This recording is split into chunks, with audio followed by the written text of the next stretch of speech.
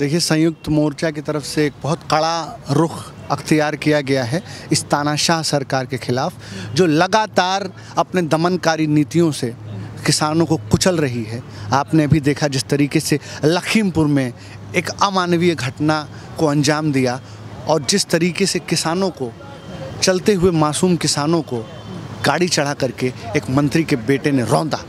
कहीं ना कहीं ये बीजेपी की किसान विरोधी संकीर्ण मानसिकता दर्शाता है और उसी परिप्रेक्ष्य में आज किसान संयुक्त मोर्चा ने दिल्ली प्रेस क्लब में एक अहम मीटिंग की है, क्योंकि ये सरकार मान नहीं रही है। आज ये अपने घमंड के सर्वोच्च पराकाष्ठा पर है, तो हम लोगों ने ये तय किया है कि विरोध व्यापक होगा और तेज़ होगा। इसी संदर्भ में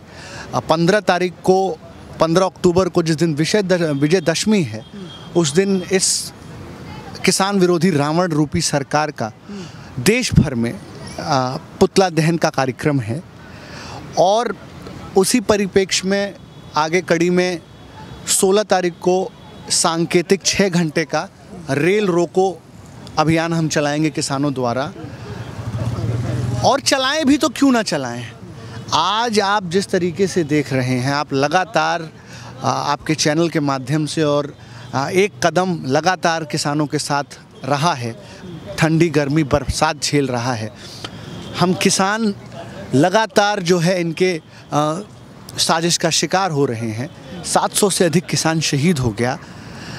8 किसान अभी 3 दिन पहले जिस तरीके से गाड़ी से रौंद दिया गया, इस सब चीज़ों को लेकर के आज देश में किसान आक्रोशित है। लगातार किसान जो है आंदोलित है और इस तानाशाह सरकार को हम ये बता देना चाहते हैं कि अब याचना नहीं, रण होगा, संघर्ष बहुत भीषण होगा। जी बताइए। अच्छा, क्या लगता है कि ये जो लगातार जो 11 महीने से आंदोलन चल रहा है, उसको लेकर के बहुत बार रेल रोकी गई है, भारत बंद का आह्वान हुआ है, तो इसमें जो आम जनता है उसका भी समर्थन है या केवल किसानों का समर्थन है? बड़ा सवाल उठता है। देखिए, ये गोदी प्रायोजित मीडिया ऐसे फेक सवाल उठाती है। पहली बार हिंदुस्तान में ऐसा हुआ है कि एक सड़क का आंदोलन इंटरनेशनल आंदोलन बना है।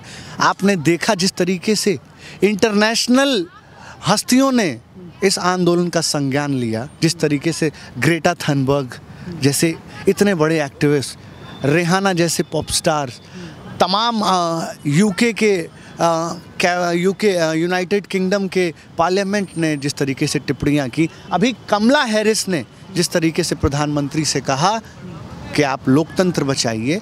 मैं समझता हूं, जब भी किसी लोकतांत्रिक व्यवस्था में अलोकतांत्रिक लोग बैठ जाएं, जो संविधान को नहीं मानते हैं, जो रूल ऑफ लॉ को नहीं मानते हैं, जो रूल ऑफ लॉ को नहीं मानते हैं, तब हिंदुस्तान की इस प्रक्रिया में, हिंदुस्तान के लोकतंत्र में एक समस्या आएगी। और हम बार बार कहना चाह रहे हैं कि एक जो पार्लियामेंट्री फॉर्म ऑफ डेमोक्रेसी है, जो हमें कहते हैं, संविधान ने हमें कहा है कि एक सरकार का जो कार्य होता है वो एक वेलफेयर स्टेट का होता है।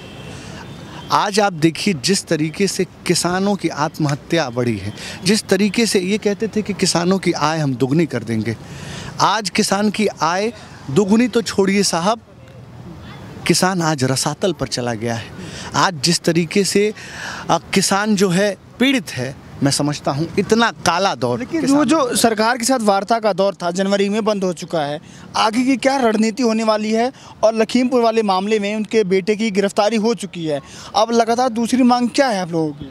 देखिए, गिरफ्तारी हो जाए, न्याय अन्याय हुआ है तो न्याय होना निश्चित है। ये सरकार नहीं करेगी, कोई और सरकार करेगी।